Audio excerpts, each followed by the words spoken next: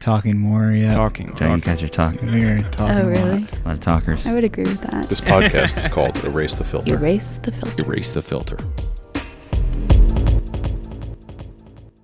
It was a little after 7 a.m. on April 29th, 2018, and I was at Basilica Hudson in Hudson, New York, at the 2018 24-hour drone.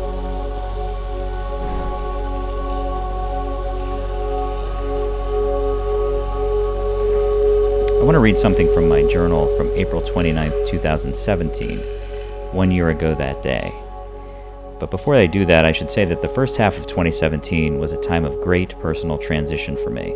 Relationships, organizations, and institutions dissolved, along with many psychological obstructions I had to feel comfortable in my own skin and truly happy with who I am. Here's the excerpt. This is from April 29th, 2017, approximately 3:30 p.m. There's a new ideology focusing. Pour myself into this ideology. Art for the sake of art with no censorship, and openness to the experience. The creation of art should yield to this openness to explore and express. Fuck convention. But don't dismiss because it resembles convention. Keep the judgment out. Make the art that I want to see, hear, experience. Is it there? Explore more. Is it ready? Yes, move on. Forget the past. Stay now, open. Walk through open doors and ignore fear and the unknown. Don't judge before. Let it be what it was. Remember the positive. Take from it what needs to be taken, leave the rest behind. Live authentic in the after. Surrender to it personally and professionally. Don't worry about great. Move toward authentic and let great take care of itself. Share art. Publish, but don't promote. Let quality emerge based on authentic interest in personally consuming the art that you make. Keep the channel simple. Don't get lost in opinions. Don't get lost in the abundance. Don't participate in the chaos. Simplify the message and publish. Turn off the filter. Remove the filter. Erase the filter.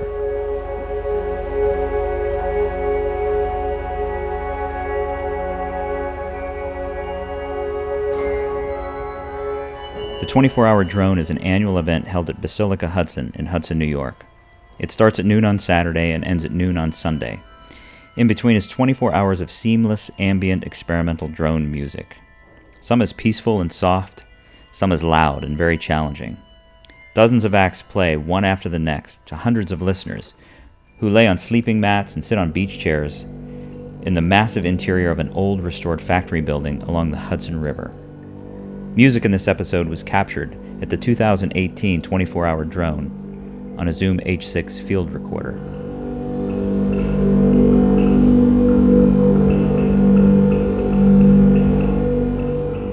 So the idea of erasing my own filter was born at the 24-hour drone on April 29th, 2017, while I was lying on that concrete floor at Basilica Hudson, scribbling in a journal, swimming in the soundscapes being generated in the middle of the room. So how did I get there? My friend Adam. Adam is a super fan of music, but not just any kind of music. Unconventional music, avant-garde, ambient. Not only has Adam been a great friend to me, he's also been an incredible resource with finding and sharing some of the most interesting, innovative, and creative music I've ever experienced.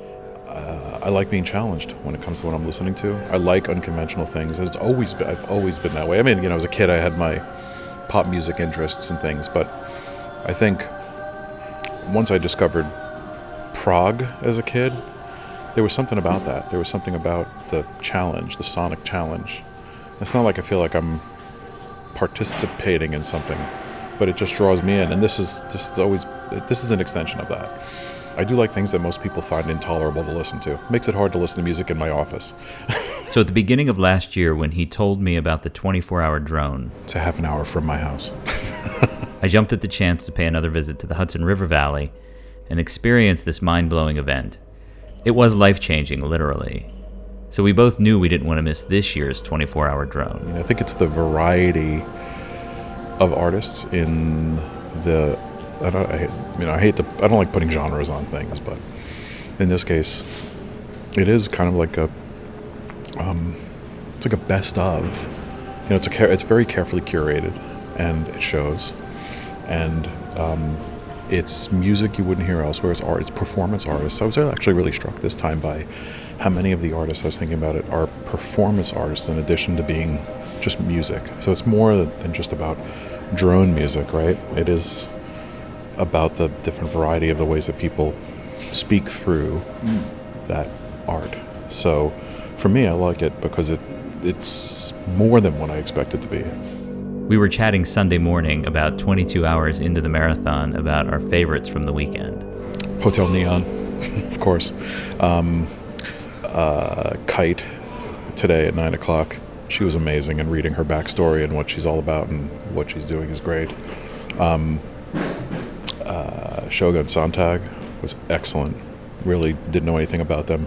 And, I have to say, if I had to pick one artist that I was really looking forward to, Julia Kent. I'd never seen her perform before. I've got a number of her recordings. But I think she really owes a hand to, whoever it is upstairs that rolled that thunderstorm in halfway through her performance. kind of underscored how important it was to have her here, and how well she did, because that blew me away. Really blew me away.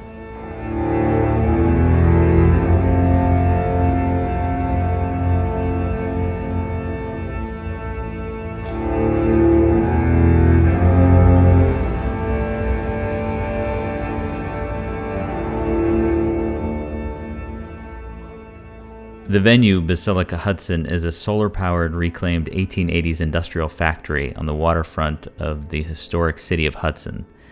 It's an environment that simply makes sense for an immersive event like the 24-hour drone. It's perfect. It's perfect. I really like it. I mean, I only wish you could get more people in here so it didn't get so cramped. So I didn't feel like I was kicking people's heads in the middle of the night and cuddling, yeah. Some of that going on. It's a very intimate space, I think is a good way to put it, yeah. But that's part of the fun, right? It's a festival. It's an indoor festival, right? I was fortunate to have an opportunity to chat with a couple of the performers from the weekend about what it was like to make music in this environment. Here's Jesse Perlstein from Sontag Shogun. I don't generally get nervous, but there were more people than I expected, and it was just such a big room to play in that I felt small. But then once we got started, it felt very natural and very felt like I was playing for people who were really, really listening and at peace. And there was something very encouraging about that.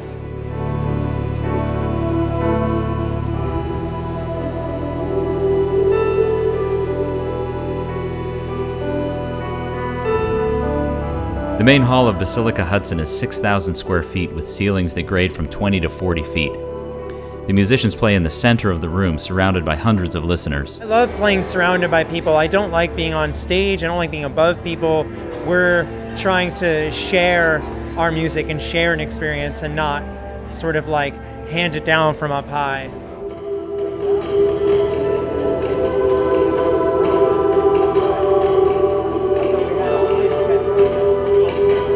It was kind of just like perfect opportunity to finally try our stuff out in this like really cool sort of like system of just similarly, it's like all the bands are different here, but they're playing the same style of music and they're like contextualizing their music in a similar way. And I find that really interesting.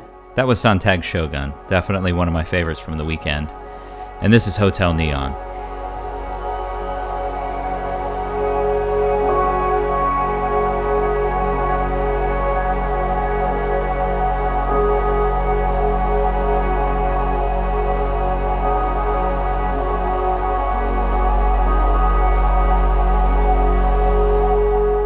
Here's Hotel Neon's Andrew Tasselmeyer.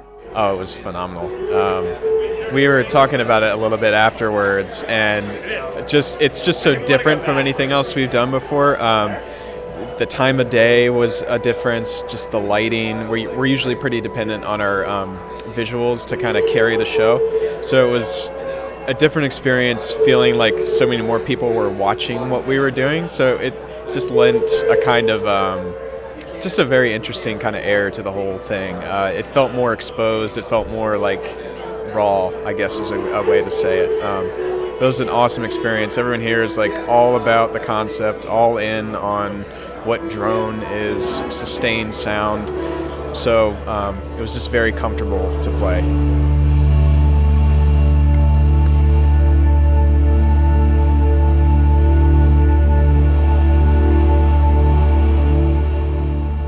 Now we've been at this event for about 8 hours. Yeah, that's right. So you're That's right. You're a third of the way into your first 24-hour drone, which only puts me at about 32 hours.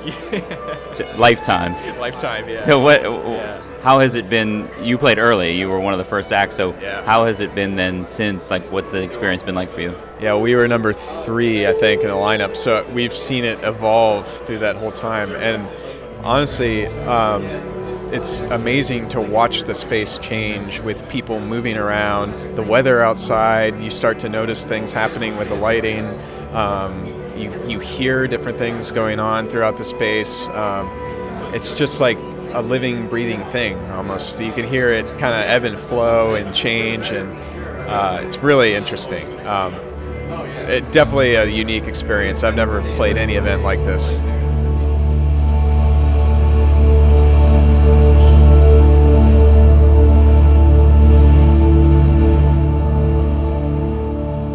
Visit basilicahudson.org to learn more about the annual 24-hour drone, along with all of the great events being produced in that awesome space. Thanks to Andrew Tasselmeyer from Hotel Neon, Jesse Perlstein from Sontag Shogun, and all of the performers who made the 2018 24-hour drone such an incredible sonic experience. Also, big thanks to Basilica Hudson and all of the organizers for creating an environment for people like me to begin erasing filters. And of course, the biggest thanks to my friend Adam for introducing me to this amazing event and for his wonderful hospitality when I'm in his town. We'll be hearing more from Adam and his insights into the unconventional on upcoming shows. Music in that segment captured live at the 2018 24-hour drone, performed by Hotel Neon, Sontag Shogun, Julia Kent, Max Hamill, and the Triform Camp Hill Community Bell Choir.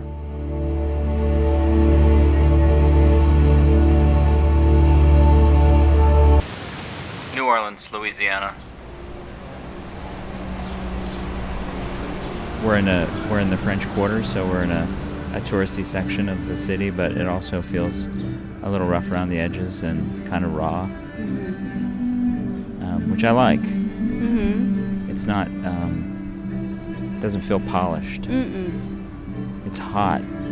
It's really hot. And there are stores that are dedicated to selling merchandise about the occult. Well, it's right up your alley. I want a potion. I'm not sure what for yet. I think the one potion was just literally like Tolkien powder in a jar. Sure. I can make that for you. It's all about what you want it to be. Well, that's what's kind of nice about this, right? It's what you want it to be.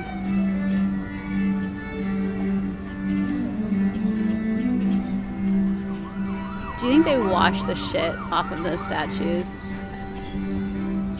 Or just wait till it rains? I think they let the universe handle that.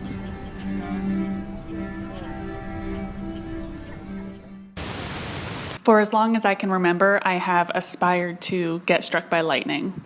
It's one of my goals.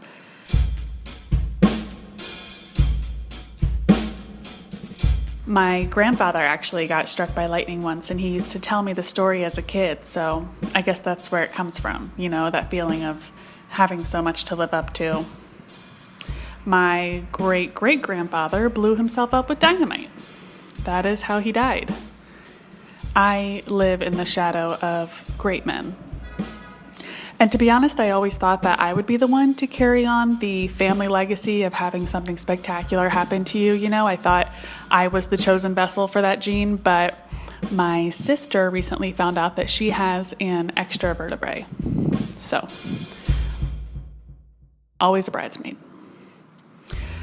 I feel like a good way to live up to the family legacy, outshine my sister, become the star of the family tree, would be to get abducted by aliens, right? Can't beat that. So I'm trying to make that happen. Been hanging around a lot of crops. A lot of people say, like, aren't you scared that the aliens would harm you? And I mean, yes, okay, 100%, they're going to probe my vagina. But to be honest, I kind of feel like, have a look. You know, why not? You have my consent. Because I'm pro-science. So, between the dynamite and the aliens and the lightning, yes, I am a nervous person, but I find that meditation helps. I like guided meditations, you know, where you go into space or into a cave. I find that really mind-opening. I did this guided meditation the other day that starts out with the guy saying, "You're rowing alone in a boat. You can feel and hear the gentle water lapping against your boat." He says, you see an island up ahead and it's inviting and comforting. You feel as though you belong there, and it's the most natural thing in the world for you to arrive.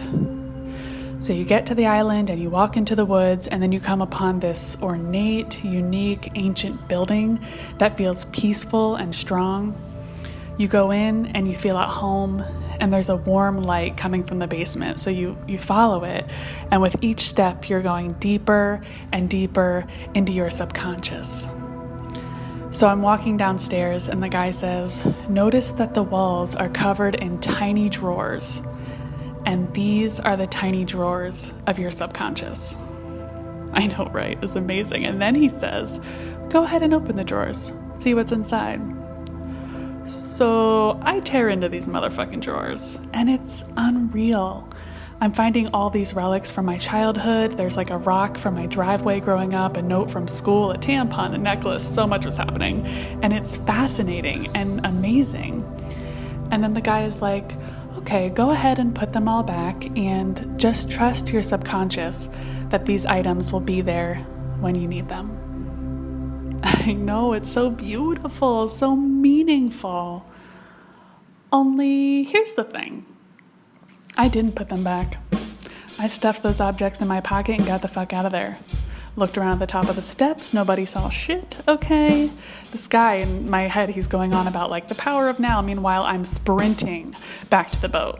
I get in all rushed, get myself all wet. To be honest, this part of the meditation was pretty stressful, but I had to do it because I don't trust my subconscious for shit.